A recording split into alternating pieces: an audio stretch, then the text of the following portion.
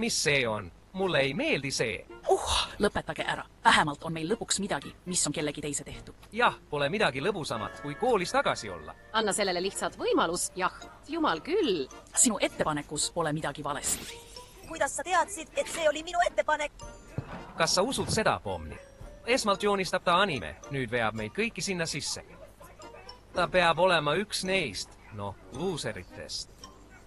Sa viskasid mind liikuvast veokist välja. Olgu, klass, täna õpime populaarset võõrkeelt, mida tuntakse kui inglise keel. See on igav.